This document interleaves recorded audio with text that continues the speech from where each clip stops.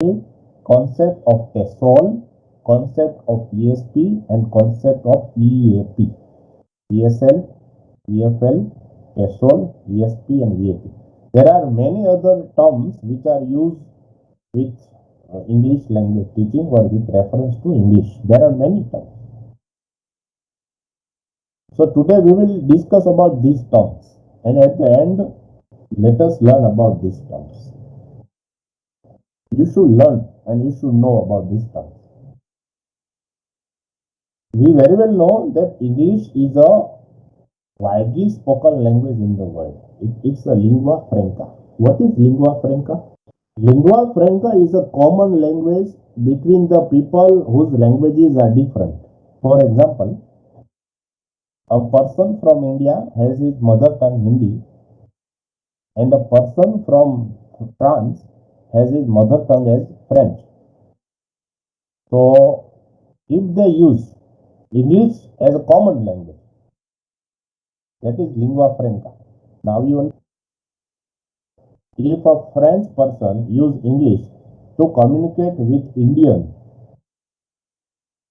look, English is none of their native language, but they are using language for common communication, common language as a common language. So now English has become a common language for many countries of the world. If you want to communicate with any country of the world, and if you know English, you can easily communicate. And because you are going to be a teacher of English, or if you are going to abroad to study the language, you at least should know English language. And you should at least should know some abbreviations, some acronyms of English language. And there are many words which are also related to this acronym. That is mother tongue, native language, first language, second language, foreign language. These are the words. We will discuss all these words. There are some words which are also similar in terms, which looks that they are similar in terms. Which words? TESOL, TEFL, TESL, EFL, ESL. They look that they are same, but they have some differences. And if you are going for any job, searching for a job, you are applying for a job, you must know these acronyms as a teacher of English. English as a foreign language has its place, and English and teaching it as a foreign language. So these terms are for teachers, and this term is for the students or the one who want to learn English.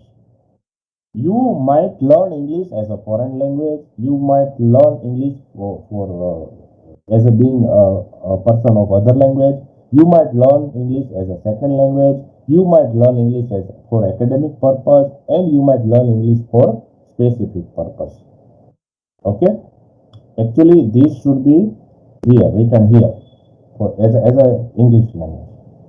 Now let us understand all these terms.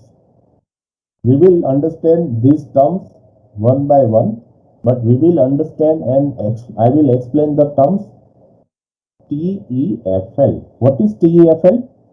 T and E, teaching English. That is easy, right? Now, if you are teaching English as a foreign language, so who will be your students? Yes, anybody whose mother tongue is not English. Yes, anybody who is not from English speaking country. Okay. There is Australia, there is New Zealand, there is UK, Canada. You know that they are English speaking countries. So English is not foreign language for them. But if there is a country, Japan or China, English is for them what? Foreign language. You know the word foreign country? What is foreign country for you?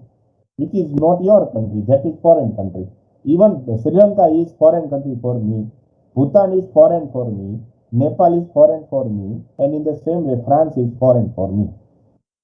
Yes, teaching English as a foreign language is the teaching of English to students with different first language. Means in your classroom, there might be a student from China, a student from Nepal, a student from Bangladesh, a student from Japan, a student from any other country where English is not the mother tongue. Okay? So your class will be a cultural combination of many students from many countries. We know that English is first language for many people. Which people? English is first language for which people? For USA, for Australia, for Britain, English is their first language. What is first language? Anybody is born in this world and learns the language first, that is first language. Now, what is our first language? And when you learn second language, it becomes your second language. Now, you ask yourself, which second language have you learned? Even if you have learned Hindi, in the second order, Hindi becomes second language. And if you have learned English after Hindi, so English will become third language. It is the order. First language, second language, third language, fourth language.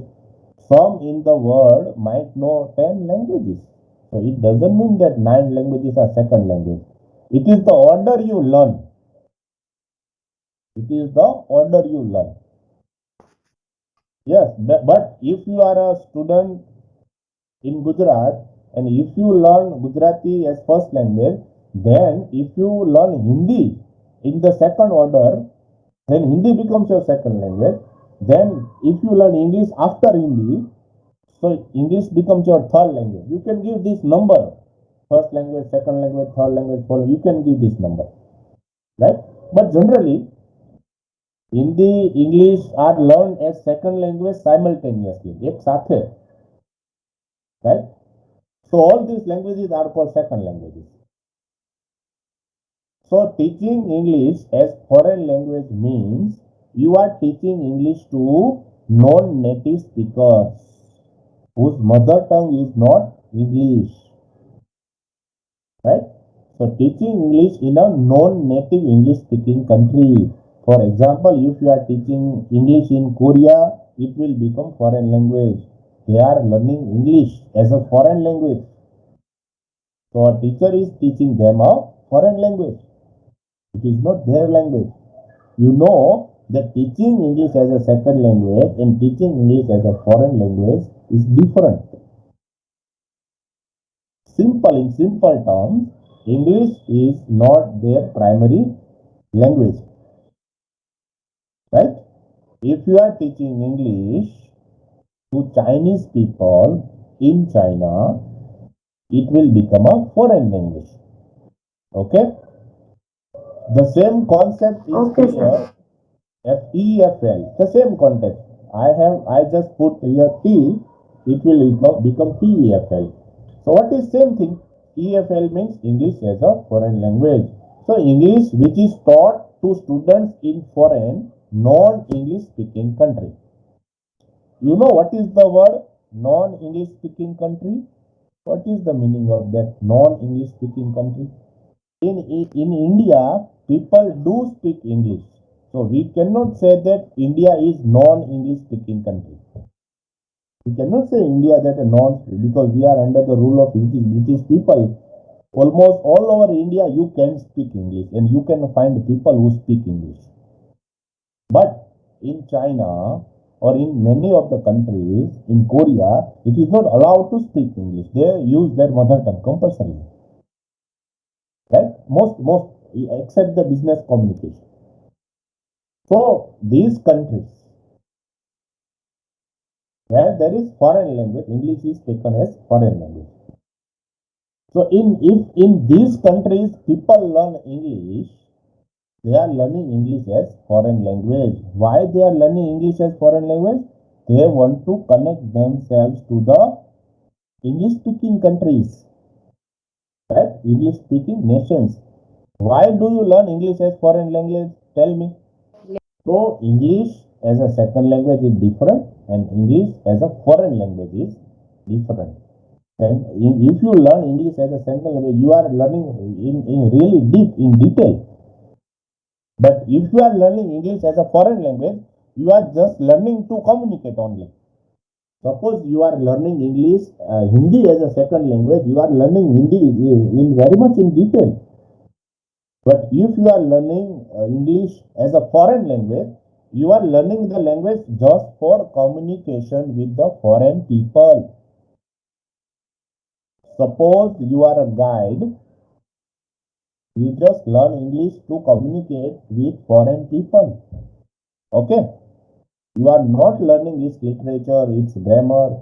You just want to communicate. Then we move to the concept TESOL. What is TESOL? SOL means speakers of other languages. Speakers of other languages. Now tell me, who are the other languages speakers? Speakers of other language means except English. Right? So you are teaching them for to help them to use English to communicate in their daily life. And if they are living in an English speaking country, this is a profession in America, in UK, right? There are spoken English classes for TESOL classes. They are called TESOL classes. And in that class, you know that movie English. You know the movie, and it is full of people of other languages. There are many students from different languages. You know that in that classroom. So that was an example of TESOL class, right? If you watch English movie, that was an example of TESOL class. So there are many students who are non-native English speakers, and English is being taught to them. And why they are teaching English? To use in their daily life, daily routine life. And if they are doing any job, for example, what is use of English in the daily life? For shopping, for ordering food in restaurant, for interview in a job, to make small talk with co-workers. So that's why this is their objective to learn English. So that is TESOL. Clear? Same thing. English for speakers of other language. If you add T here, same thing. Teaching. Okay. SOL means English for speakers of other language. So it is same thing related to TESOL. What is TESL? You concentrate on the word second language. Now, if you are learning English as a second language, it indirectly means that you know one language. Yes or no? It simply means that if you are learning a language as second language, there is already first language you already know. And the first language is nothing but your mother tongue. It is called L1, and the second language is called L2. What is second language called? L2. Yes. Now, so if you are to stay in English speaking country for a long time, you have a visa, residential visa, you need to learn the language for daily communication and also to learn English for the study as well. So it is for as a second language. You are actually learning the language, not for only communication, but for your professional growth as well.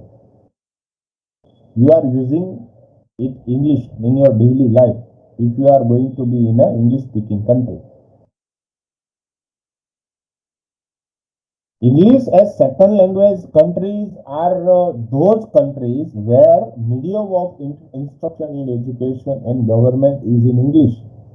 For example, in India, many of the educational courses and government communication is done in English. You know, English is our official language. So you, as a citizen of India, you must learn English. It is compulsory for you, almost compulsory for you to learn it as a second language. And if you want to have international relations like commerce, business, science, medicine, whatever it is, English as an international language is also available and compulsory. It is necessary for you to learn English. So English as a second language has many good reasons to learn. Mind well, English as a foreign language you are learning just to communicate. But English as a second language you are learning the language in depth, very much in depth.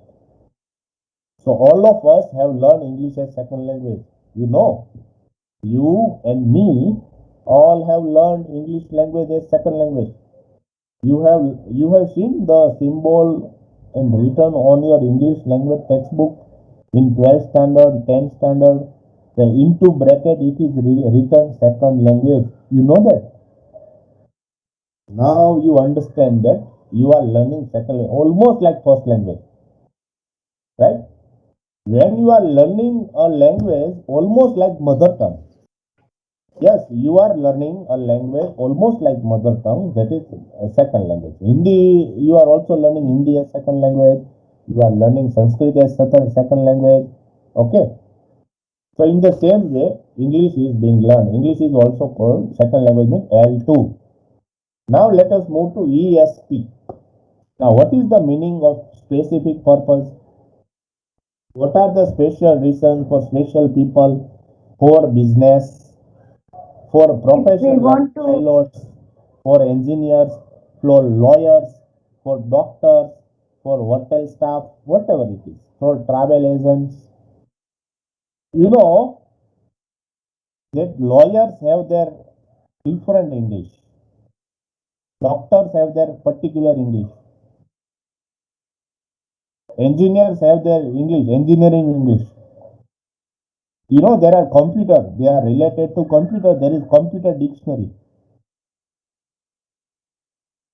If you are in a government, there is administration dictionary, dictionary of administrative terms. Actually, there are some specific terms related to specific profession. So, if you are doing MBBS, you will have an English paper, but the terms will be related to medical field. If you are in engineering, you need to know a language which is related to engineering. Now, you are a student of literature. And if I give you a legal document to translate, will you be able to translate the legal document? English for specific purpose means English for specific profession, specific objective, specific occupation, and specific need of the work. You are an engineer, you will need different English. You are a computer programmer, you will need different English. You are in a business of hotel, you will need different English. You are a travel agent, you will need different English. You are a guide, you will need different English. You are a doctor, you are a lawyer, you will need different English. Okay. So people learn English for specific purpose. And if you are a student in a university, you will learn English language in a literary point of view, for vocabulary, for communication only. Like, hear about ESP? What is EAP? Yeah. Now tell me what is the word meaning of academic purpose? Okay. Yes, educational, your career in education. If you learn English for higher education, for training, for any course, That is called academic English.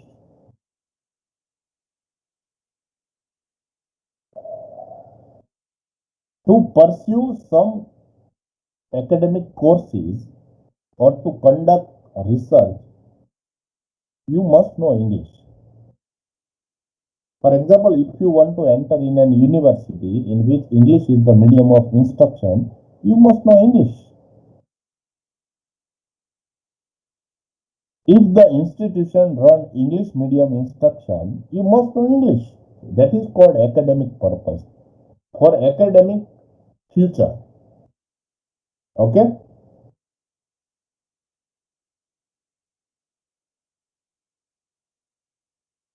If you want to study a science magazine which is written in English, obviously. So it is the if your English is really good, your academic English is really good, you will easily understand the magazine. That is called English for academic purpose. To study in the university or college or to do research. In simple language, you are learning English for medium of instruction. Okay? English is the medium of instruction. You are learning English because you want to have an academic career in any field. But the medium of instruction is English. That's why English is called academic purpose. Now tell me, most of the medical courses and engineering courses are run in English medium. Most of the courses of engineering, computer and medical are run in English medium, yes. But are they teaching English literature? No. So that is they are using English for for study only, for teaching only as a medium of instruction. They are not actually teaching English. They are just using English for academic excellence. Okay, so that is English for academic purpose. CBSE school, English medium school, is using English for academic purpose because medium of instruction is English. Now these two terms are very common, which is not in our syllabus, but I just want to discuss. It is not in our syllabus. It is TOEFL and the most discussed term, that is IELTS. What is TOEFL? Test of English as a foreign language. Now mind well, as a foreign language. Now foreign language, I told you that the countries where English is spoken, they expect foreigners to at least know the language for communication. They allow any individual to come in that country, they should at least know basic English for communication. So there are two types of TOEFL actually. One TOEFL is for academic and one TOEFL is for general public. Many institutions use TOEFL score in 900, more than 900 universities and institutions in more than 130 countries. TOEFL score is taken for admission criteria. Right? It can be paper-based test, internet-based test. We do not want to go into detail, but the test is accepted in Australia, UK. These are the countries where TOEFL score is accepted. Right? It's a standardized test. It is not a common test, but a very well prepared test, and it is taken to test what English language ability of non-native speakers. Now you tell me what is English language ability of non-native speakers. You tell me what is that. Now what is non-native speakers? Who are non-native speakers? Whose English language is not their native language. China, Japan, these are countries where English is not native language. Okay. So UK, Australia, New Zealand, France, Germany, they and widely accepted in Canada. These countries accept TOEFL score as their admission criteria. Mind well, TOEFL is not a for requisite for any type of visa. TOEFL is not compulsory for visa, but TOEFL is compulsory for student visa. If you want to take admission in university, then TOEFL is compulsory. If you want to have a study, IELTS is the other testing system. There are basically two main systems in the world. There is TOEFL and IELTS. What is IELTS? International English Language. English as an international language, and it is a testing system. Now, International English Language Testing System. International English Language Testing System. So it is an international non-native test for English proficiency test for non-native speakers. It is same, but it is more standard, more authorized. Why? It is taken from by British Council, right? It is also a combination of Australian and Cambridge Assessment English. It is an institution established in 1989. So it is one of the major English language tests in the world.